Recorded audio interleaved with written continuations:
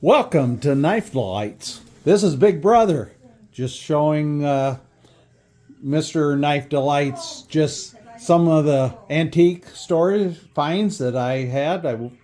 My wife and I went on a 3-week vacation, and so we picked up some really good. This is a nice case, folding hunter.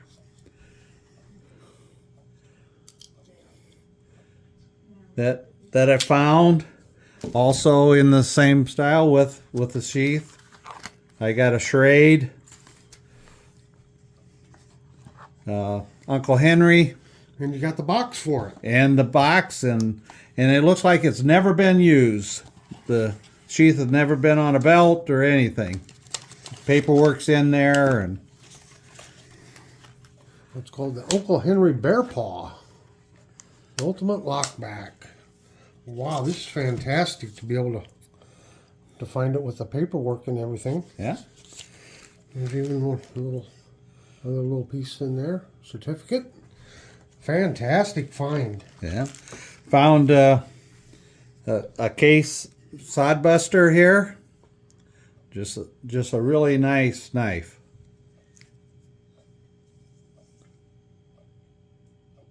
Yep.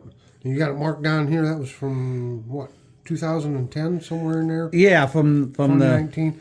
So, so all you case fanatics out there, that's what the Tang. Whoops, there. So X.X.X. Maybe someone can leave a comment on what year this is. They got that dot system. Yeah, and I can't recall what it is. Right. But. And again, we just got back 2 days ago, so I'm lucky to get done what I've got. Got a nice little Imperial Frontier Double Eagle. Just a nice knife. And I got a Buck 303. This is in a little bad shape. Oh, there's still plenty of meat on that blade, though. Yep. So I just did the initial cleaning on it, just to make sure most of the rest was taken care of. Anyway, It's from 2011. that's what it looks like. Yep. Okay. Now, as most of you know, that my knives really, I like to focus on scout knives. So I was able to find an Ulster camp knife, the 5-bladed one, the typical 4, and with the Phillips there. So this looks like it's would be a 1980s style Boy Scout knife. Nice little find there. And then I found something made by Zippel, and this is from the World Jamboree of 1967. So it's just a nice little pocket knife that has fingernail file on that side and just a nice little pen blade on that side. So Pretty neat. yeah. Then It's in really good condition for as old as it is. yeah. I don't think it's been carried or used. Yeah. Then you see over here on the left. Okay, I'm gonna pause here and we'll do a little readjusting. Okay, we're back. Now what do we see on the table? Well, what we see here is all the knives I bought in one store that the whole display said $8 per knife. Wow. Why don't I ever find those?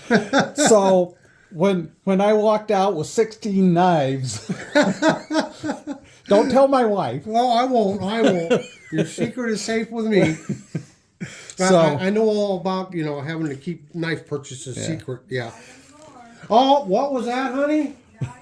Not anymore, she says. Okay. So I mean, just this little K-bar peanut, it just is really nice. It has some scratches and stuff on it, but I mean, it's just a nice little knife. Got another little Imperial penknife that looks like it's from the 30s. If I have it it dated correctly. Here's a little Schrade old timer peanut. Little Imperial two-bladed. Yeah, that's the Diamond Edge. Yeah. This one, take this out of the package. This is a Colonial Barlow, but it's from the Great Smoky Mountain National Park. So, Pretty neat. yeah. Yep. And it's got a bear on the other side of the cover there, right? Right, two bears. Two bears. Yeah. Mama and a cub. Neat. Some Pal Cutlery peanut, little penknife.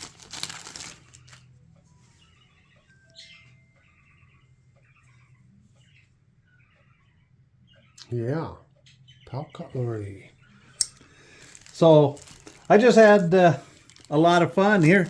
Here's almost a new knife now. As we know, Remington has had some knives produced overseas, so this is a China made, but it's out of their Sportsman series. But this is a insignia edition, so it looks like this knife has never been used. Does it say China on one of them? Yeah, it says China, stainless China. I was just wondering because I know Buck made some of theirs for a while, and Bear & Son I think made some, but yeah. So, I mean, all these knives that I bought for $8, I don't think I have any duplicates of anything I've owned. That's a cool one. Yeah, That's bone.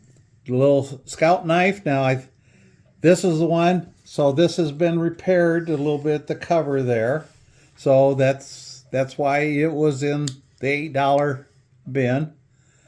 But And this is probably from the 40s. yeah, so More it's than got the likely. old style Yep. can opener. That bone. See, I've got I just got that engineer knife from Camillus. Basically the same time period. And the same kind of bone color and jigging. And just look at how that bone has just held up over the years, though. Just amazing. Gorgeous bone on that.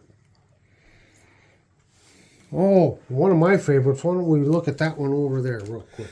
Yeah, just a little electrician's knife by Cutmaster. There's so many companies that came out with electrician's knives. And although a lot of them are basically the same knife, every now and then you see little nuances in how they made theirs. Yeah, but this came with a little pouch, and it's got a lanyard on it. So, and the way as beat up the cover and stuff, this was a actual carry that Yep. electrician had. Yep, somebody really used it. So it just it was fun. Oh, I just wanted to point this one out here real Okay. quick. Because it's from a manufacturer I had not heard of and that's something I really like about the collecting is getting the different tang stamps from different manufacturers. And that's from Johnston. And I'm not familiar with that company, but made in the USA. Yeah, I haven't didn't have time last night to even look Yeah. that up. But you know, there are just so many of these old USA made knives from companies that you just have never heard of before. And so it's neat to find something like that. So here's a fish knife that just says made in the USA. You can't hardly see it there, but I don't see the manufacturer, but it has a little marking down here for the fish hook remover. Just, you know, some unique. Yeah, and it's a liner lock. Most fish knives, Yeah. are just slip joints, but this is an So actual it has the liner line lock. lock. So if anyone is familiar with this model of knife and knows who made it, why please leave us a comment. We'd be interested to know who made it. Well, Gary, it looks like you came up with quite a haul here, and Very happy for you. Yeah. Gosh. Look at that. Such a nice fit and finish, even on these old knives like that. So, well, congratulations on adding to your collection. I suppose you're going to blame me for the knife collecting bug getting bit, huh? No, I don't blame you. Okay, but good. my wife does. Okay.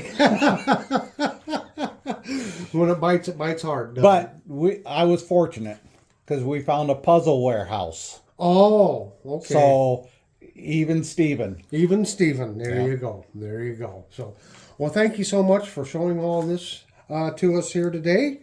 And we look forward to any further adventures you may have.